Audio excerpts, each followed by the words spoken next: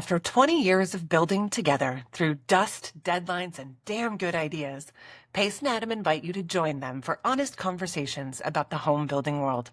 Welcome to Build Connected, where experience meets insight, powered by Diamond Home Restoration. Welcome back, everybody. You've got Pace and Adam on episode 4 of Build Connected. Great show last week. We're back this week we're going to be talking about Pico switches. We're going to revisit that early design process and building your team early, a couple of aspects of that. And then we're going to move on to an update in the electrical code and our thoughts on it. But let's start with Adam. You're going to jump in and talk Pico switches. Yes, I am. Let's talk a little bit about home lighting and switches, shall we? I want to highlight a lighting product that I think really stands out, and it's the Lutron Cassetta wireless smart switch. The Pico is the remote portion of this switch, and it's really become one of the go-to options for homeowners, remodelers like us, pros. I mean, there's lots of good reasons why. So let me just touch on a few things. It's super flexible when it comes to integration. It works with Amazon, Alexa, maybe you have the Apple HomeKit, those sorts of things, you name it. So you're not really locked into kind of one ecosystem. You can build around what you already have. Second, it doesn't rely on Wi-Fi. So, you know, if your Wi-Fi goes out, you still have this switch that operates the way you would want it to operate. So Lutron basically has its own RF technology, so it runs real nice and easy, no interference. So in that regard, it's a great product. You know, personally, I've used the Cassetta switch in my house. You really want to use this switch is when you don't have the ability to run wire. So I'm going to give you a quick example of what I used it for. I have a walk-in closet. There's a switch inside of the closet, and that switch was going to be covered up by some built-ins that I did.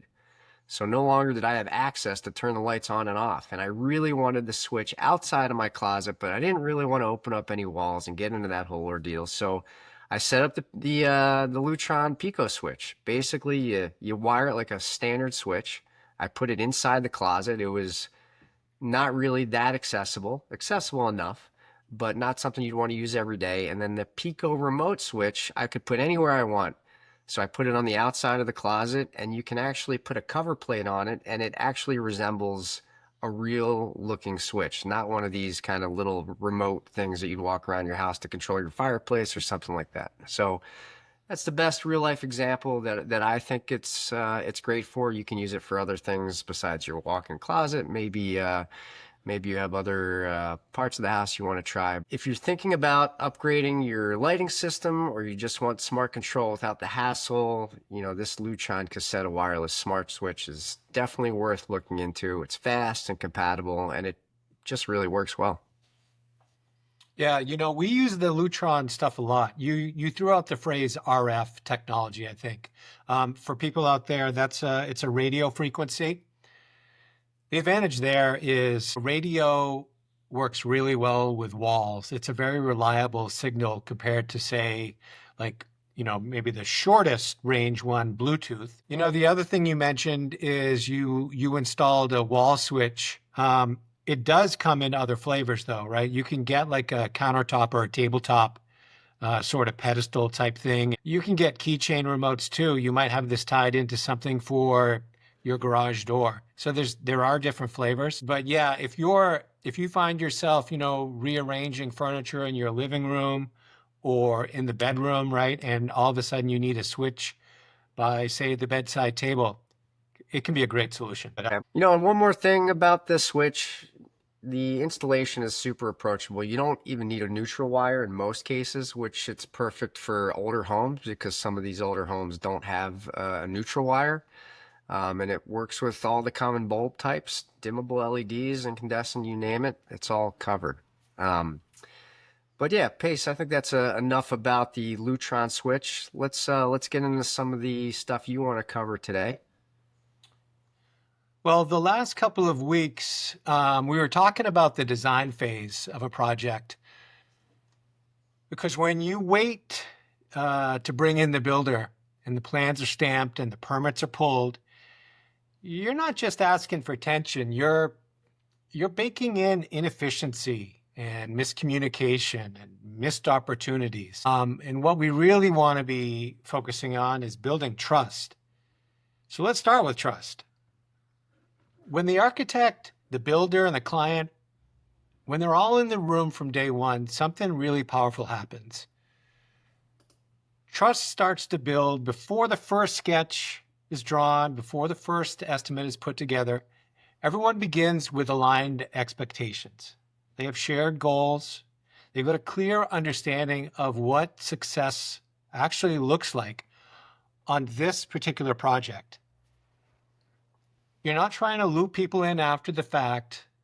You are moving forward together. And that trust, it leads to faster decisions. It leads to fewer assumptions and a lot less finger pointing down the line. And look, we've seen that project where the builder is brought in after the design is 90% locked. They're basically just expected to put a price out there and nod along. But without that early trust, it becomes a chess match, not a team effort. That's that tension that you don't want. The other thing it does is it builds in some reality checks. You know, design is creative. It should push boundaries. It should explore new ideas and aim for beauty when that's what the client is asking for. But it also needs to be buildable. And that's where early builder involvement is a game changer. I think back, the best design meetings that we've ever been a part of have included field savvy input.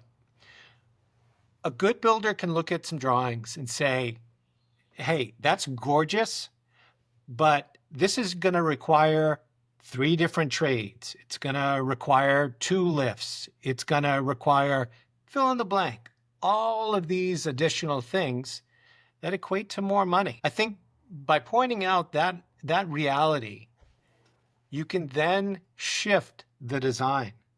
When you provide that input, that's not shooting down creativity. It's strengthening it. Because now the architect can iterate with better context.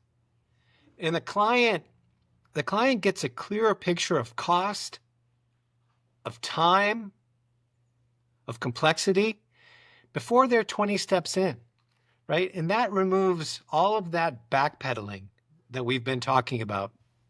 And backpedaling, it equals money on the client's end. That real-time input, it just pays dividends in the long term. Thanks, Pace, for bringing these things up. We read a lot about this kind of thing in trade journals, and we listen to other contractors talk about this stuff. But I think that you're really shedding a light on the real integral details of what's happening behind the scenes. And you and I have been on different projects where we've seen both ends of this. We've been on those projects where we've come in after the fact, plans and permits were ready, and we were the last person there after the architect and engineer and homeowner made decisions. We don't do that anymore. That was the past. But I think that moving forward on all of our projects that we do now, we can really see such a huge difference in our relationship with the team and how things move smoothly and efficiently. But most importantly, we are maintaining budget and design simultaneously. We had a project that we just recently did where we were in the room with the homeowner and the architect, and we were talking about some simple changes that allowed the homeowner to save quite a bit of money, but we still were really able to maintain the overall design that the architect was trying to implement. And by all of us being in the same room, it was easy to have that conversation and help everybody understand where the savings was and what made sense. Yeah, we started off a couple weeks ago talking about when you put the team together early, we focused on the real-time pricing, but there's a lot of dynamics that are happening in the background that it doesn't matter what industry you're in. There's always team building exercises that people do. Like that, the team building, it's there for morale, it's there for efficiency. It's so people are excited and happy to do their job, right? Like there's a dynamic that just leads to people's engagement with a project when they feel like they are an integral part of the team. So in the next couple of weeks, there's a couple of other facets we're going to be drilling down into, all related to these sort of dynamics that go into your team, and making sure that everybody's working together and on the same page. All right. Well, one thing I want to add, Pace. I mentioned, I kind of piggybacked what you said about how we used to have projects where we would come in kind of after the fact. Can you give an example or talk about kind of, I guess, some of the negative implications that maybe we've experienced that you might remember that caused by that late arrival of the contractor not being part of the team early? This goes back to last week. I mean, it's really that trap. When you're just providing a price, if you're late in the game and you're being compared with other contractors, like there's this human nature thing that takes over from a homeowner's perspective of, well, these guys are both contractors. They were both recommended to me. So, I've got two different prices. These guys are 100 grand less. I'm going to go with them, right? You're in this you feel like you're in an apples to apples environment, but you don't know that. I mean, you want to give people the benefit of the doubt, but you just don't know that you're actually comparing the same thing. So I think it's, in the future, we're going to talk about the contractor as a commodity, just something that you could swap in, that contractors are interchangeable. It's not for today because it's a complex issue. But I mean, I think that's my reaction is, you get boiled down to just price. All right, we're switching gears. We're gonna move on to something fun happening on one of our projects. I guess this is really industry related. You're going to talk about a code issue. Oh yeah, let's talk about a big change in the California building code that really affects anyone remodeling a kitchen, specifically kitchen islands and electrical outlets. Being that we have a project now where we're doing a kitchen, this is a topic that's coming up. As of 2022, I believe, the California Electrical Code, which is actually aligned with the 2023 National Electrical Code. Don't worry, I'm not going to bore you with too much code stuff, but there is a major shift. Outlets on kitchen islands, are you ready for this? They're no longer strictly required. That's right, what used to be mandatory is now optional. So first of all, there is a catch. If you choose not to install an outlet on your island, you're still required to make provisions for future installation. So that could mean pre-wiring the island or including a junction box, something that makes it possible to add an outlet later without ripping apart cabinetry or countertops. Another big change, you can no longer put outlets below the countertop surface. Like on the side panel of an island, it's something we always would do. We'd bang in an outlet on one side and put one on the other. It was a common workaround in the past, but now it is prohibited. The reason's pretty straightforward, and it's about safety. And I know, Pace, you've got some things you probably want to touch on this, but some safety things. Think about cords dangling where kids can grab them, or people can trip over them. This was the impetus for this code changing once again. We've seen this code change many times, but I see you moving around and you're getting antsy. You want to say something about this? Go ahead, Pace. I mean, this is about overregulation. California has one of the most comprehensive building codes in the country. I mean, it comes from a place of good intention, like energy efficiency, fire safety, seismic resilience, but it creates serious challenges on the ground. Just take Title 24 here in California, for example. Again, really, really well-meaning idea. It's pushing for energy efficiency and sustainability, but it adds so much paperwork, cost, and delays. There are codes layered over codes. State requirements stacked on top of local amendments and approvals that can take months, even for simple remodels. Now, I'm certainly not saying that we should scrap all regulation.